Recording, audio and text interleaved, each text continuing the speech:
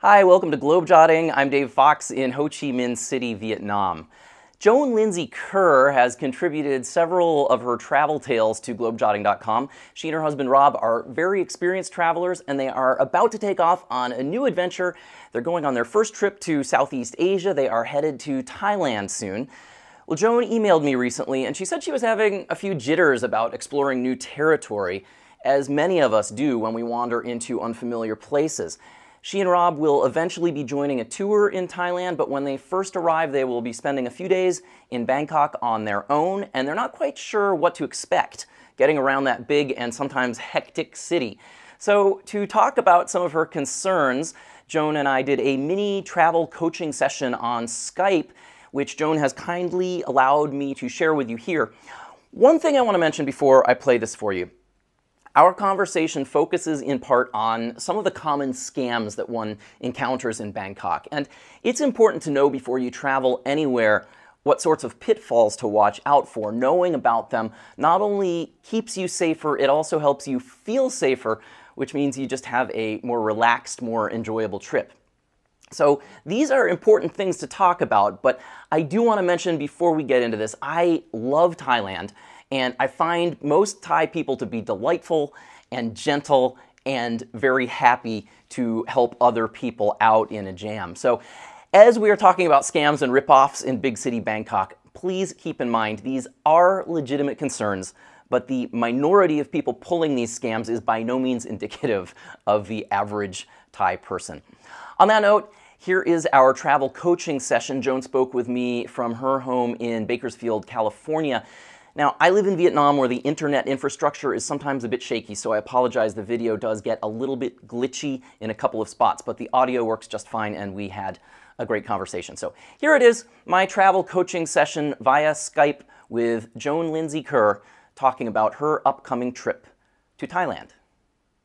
Hello, Joan. Welcome to Globejotting. So you are off to Thailand. It is your first trip to Southeast Asia, but you've traveled a lot before. You've taken many trips to Europe, and you've been to Central America, but you're feeling a little bit nervous about this trip to Thailand. And I know you said you're going on a tour, but you've got a few days on your own in Bangkok at the beginning. So what's giving you the jitters here? What's making you nervous?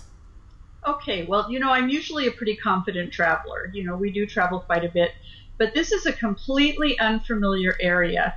And I looked at the maps of Bangkok and they looked, okay, well, I think I can figure this out. And then I looked at the pictures of some of the places on the map and there are all these big buildings in the way. So, the Thai language is so unfamiliar and the alphabet is even completely different. So when I look at it, it means absolutely nothing. So I'm just concerned about when we very first arrive, how do we figure out how to get to our hotel? And then once we're moving around Bangkok on our own for a few days, how do we figure out how to get places? Right. Well, first of all, keep in mind that Thailand is very well set up for tourism. So as far as the alphabet goes, any sorts of signs that you are likely to need, let's say getting out of the airport, getting to major tourist attractions, things like that, they will be written both in the Thai alphabet and in our alphabet, so and in English. So getting around is really not that hard as far as the language is concerned.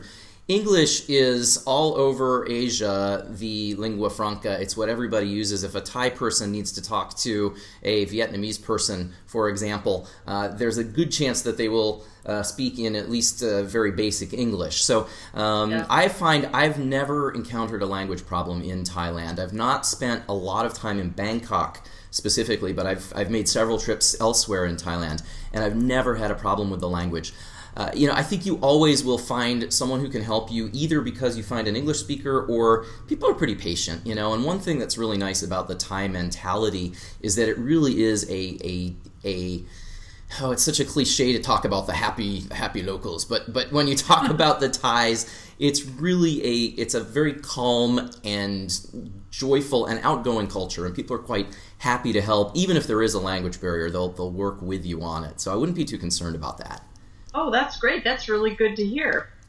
So even out in the countryside, do you find someone around who can speak English? Usually you will, again, keeping in mind this is going to be your first trip there. You're not going way off the beaten path by yourself. You're going to be with your tour group when you're going into some of the more rural areas.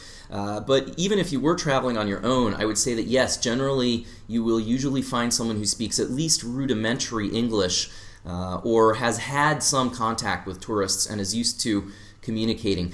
Sometimes it takes a little longer. You have to be a little bit patient and just see it as part of the game. You know, I see a lot of travelers get really flustered by language barriers, and if you approach it with the right attitude, they can be kind of fun. Just look at it as a challenge and part of the whole travel experience. Yeah, actually, we've had encounters like that, you know, even in Europe, where I can sort of figure out what the language is. And we always make a point of making sure that we learn a few of the words before we go, you know, the greetings and good morning and please and thank you, things like that. So I'm going to try and do that. The great thing is there are YouTube videos now with languages, just about every language you could imagine. Right. Where you can learn at least the greetings and things like that.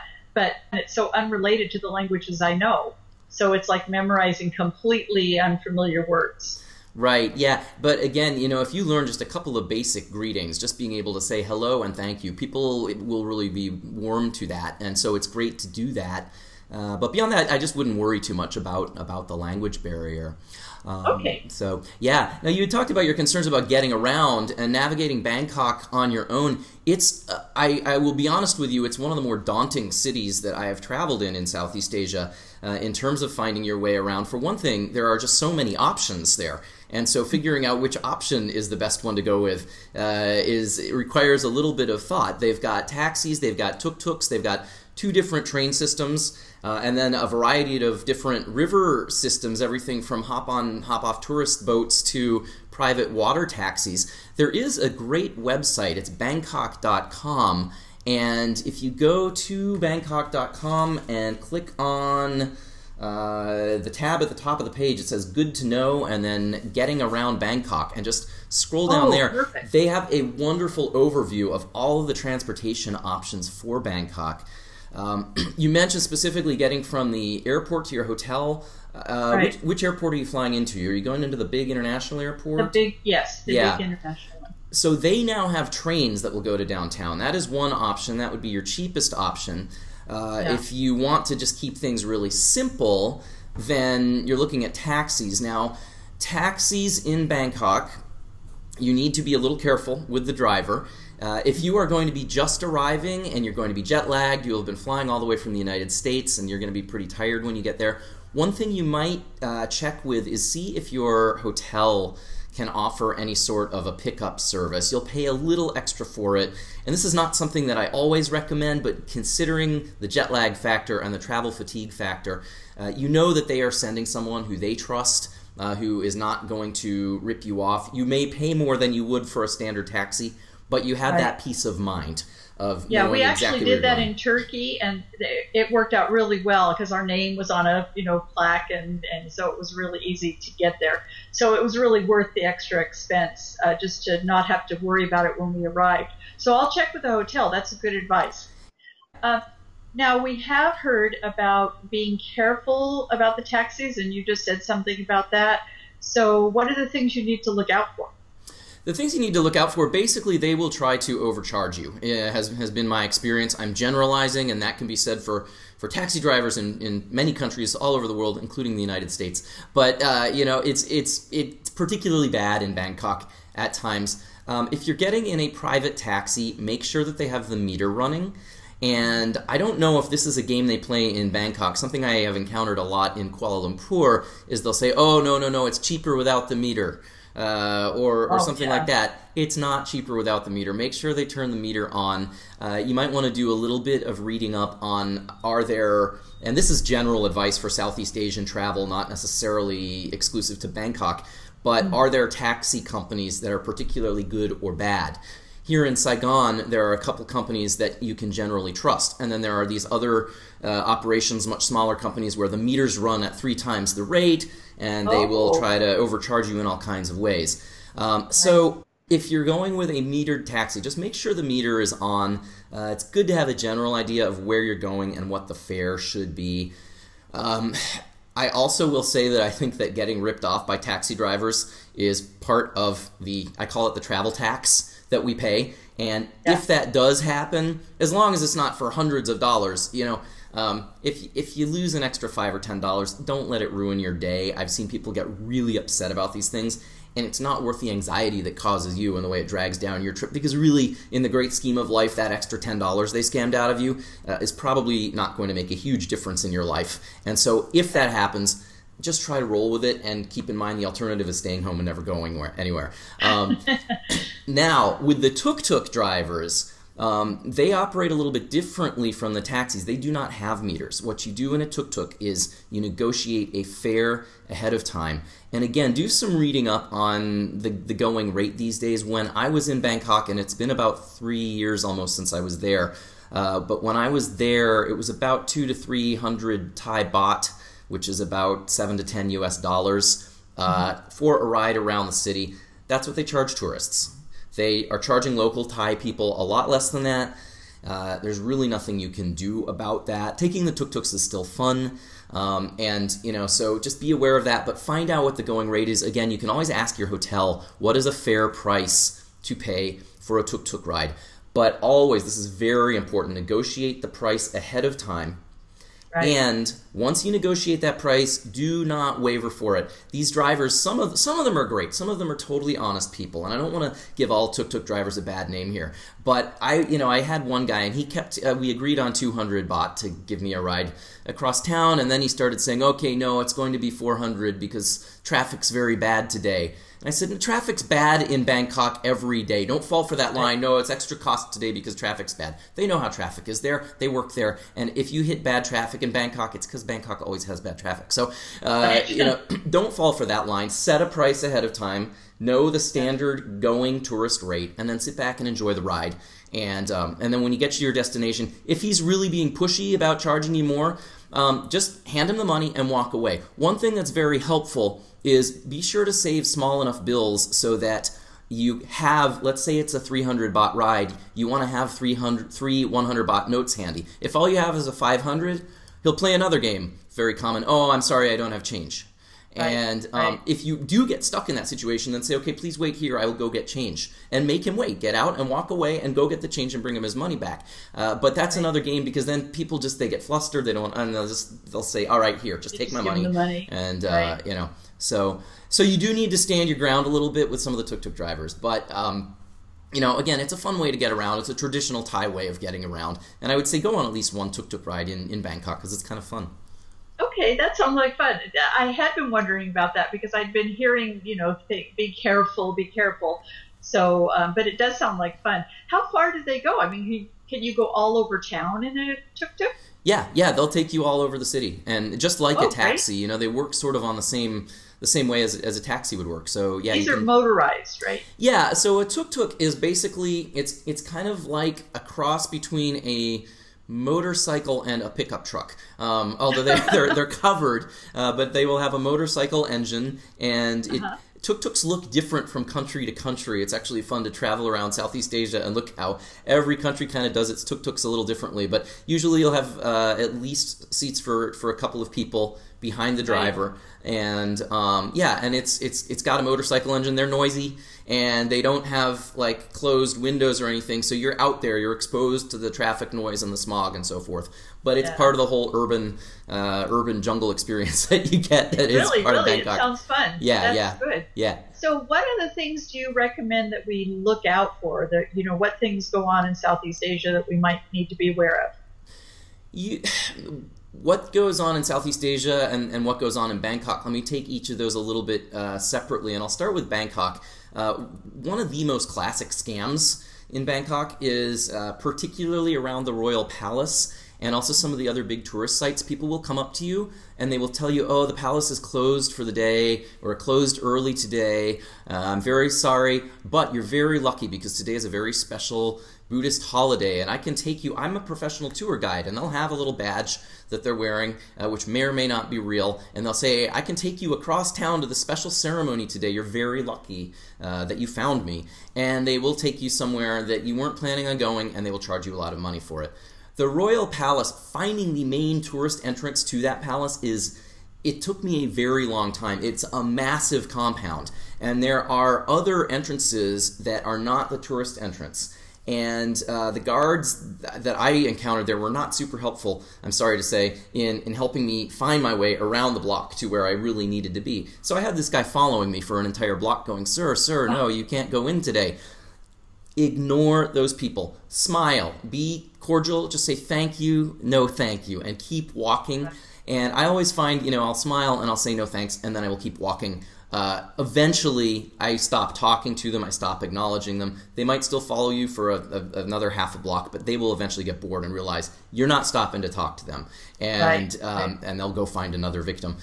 So don't fall for that scam, because it's something that you are likely to hear a lot in Thailand. As far as general scams here, you've traveled in big European cities. You've been to Rome. You've been to Paris.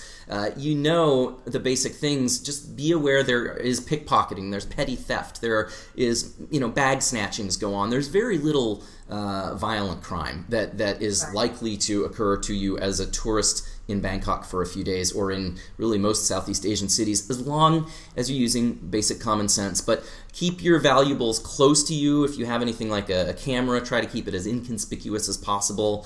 Wear a money belt of some sort. Keep your money or we your always wear a passport money on your belt. clothing. Basic stuff. The same precautions that you would exercise in any major European city. If you exercise those in Southeast Asia, you should be fine. Good. Yeah, if I have a vest with inner pockets, is that pretty safe? Yeah, I think anything that keeps your valuables underneath your clothing, where they're just harder to get at, works really well. One of the things with pickpockets is they're going for the easy targets. And so if you make yourself a difficult target, they just won't waste their time with you, because there are plenty of people walking around with their wallet sort of, halfway out of their pocket. They got their camera just hanging off their shoulder. Those guys are easy, and I've seen people here in Saigon. I've watched people get robbed. Cell phones are a big thing that people are going for these days. If you've got an iPhone or something like that, we're not even taking it. Okay, great. Yeah, and I'll just mention to other people watching this, though, that people are actually the thieves and the pickpockets, the petty thieves. They're a lot more likely to go for a smartphone than they are for your wallet these days, because a phone is worth a lot more than what most people have in their wallets. So, don't keep your phone out on a restaurant table or something like that. That's a big mistake I see people doing a lot. My problem will always be my camera, because my camera's in my hand pretty much 100% of the time that I'm traveling. Yeah, and I'm the same way. I'm a photographer, and I love to take pictures when I travel, and so I do carry a fairly fancy-looking camera around with me. Whenever you travel with a camera like that, it is just a risk you run. Back up your photos every night. Are you bringing a laptop of any kind with you? A tablet, yes. Okay, great. So if you can I do back them up every night. If you can back up your photos every night, at least if your camera does get stolen or for that matter damaged. I fell in a river with my camera a couple of years ago. I remember. Yeah, I've got a whole story about it on Globejotting, and it's just one of those freak moments where I face planted myself in 4 or 6 inches of water. It wasn't very deep, but it trashed my $1,000 camera. But luckily I backed up all of my photos. And so, things like that can happen as well. So keep your photos backed up. I always have traveled. I've had a few things go missing when I was traveling, either because I lost them or because they were stolen. And again, that's something I see as part of the risk we run when we travel. If your camera does get stolen, it's very frustrating. But again, try to not let it ruin your entire rest of your experience, which is what you're really there for, So, but just keep it close to you. Be aware of what's going on around you, and where you're taking it out.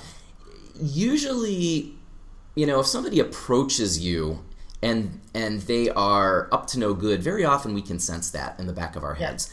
And very often we aren't 100% sure, and so we don't want to offend people, and so we are nice to them, we're polite to them. You can be polite but also be firm. So if something doesn't feel right to you, get out of that situation, get away from that person. Just tell them you have to go somewhere, you have other plans, and walk away. Yeah. But yeah, do keep your valuables kind of close to you. Petty theft is an issue, but really no different than any of the other places where you've traveled. No, exactly. The same precautions. That's right. Always have to be aware. Great, Dave. Well, this really helped. Thanks. Yeah, Tips. I hope so, and good luck. Have a wonderful trip. I'm really glad that you are, moving on, because you've spent a lot of time in Europe. You've been to Central America, so it's great to hit a whole new culture. I've been living in Southeast Asia for 4.5 years now, and I absolutely love it here. So have fun, and I would love to hear back from you. Maybe we can check back in after your trip and hear how it all went. Absolutely. All right. All right, Joan Kerr in so Bakersfield. Thanks very much for talking with us. If you'd like to find out how Joan's trip goes, she has a blog. You can check it out at travelswithrobbie.com. I will also put a link to that on the Globejotting website and on YouTube. Whenever you travel to a part of the world that's unfamiliar, it's normal to feel a little anxiety ahead of time, but the best way to guarantee yourself a lousy trip is to want everything to go perfectly. Arriving at a new destination, especially when you're dizzy with jet lag, you don't speak the language, maybe you're not used to the climate, things are looking, sounding, even smelling different from what you're used to, that can all feel disconcerting at first. When you wander outside your cultural comfort zone, it's inevitable things are going to go a little haywire at times. When they do, remind yourself this is all part of the adventure, even the moments when things go wrong. Travel in foreign places isn't always easy, but the stories we accumulate are priceless. We get to keep those for a lifetime, and our most challenging moments often become our best stories later. Many thanks again to Joan Kerr in Bakersfield, California for chatting with us. Like I said earlier, Joan has contributed a couple of her other travel tales to Globejotting.com. You will find those, plus a lot more other travel stories, humor columns, tips and online workshops to help you write your own stories. You will also find full details on the writer and travel consulting services and coaching services I offer at Globejotting.com. If you have a question for me about travel or writing that you'd like me to answer in a future video, you can drop me an email. My address is dave@globejotting.com. Thank you so much for watching in Ho Chi Minh City. I'm Dave Fox for Globejotting.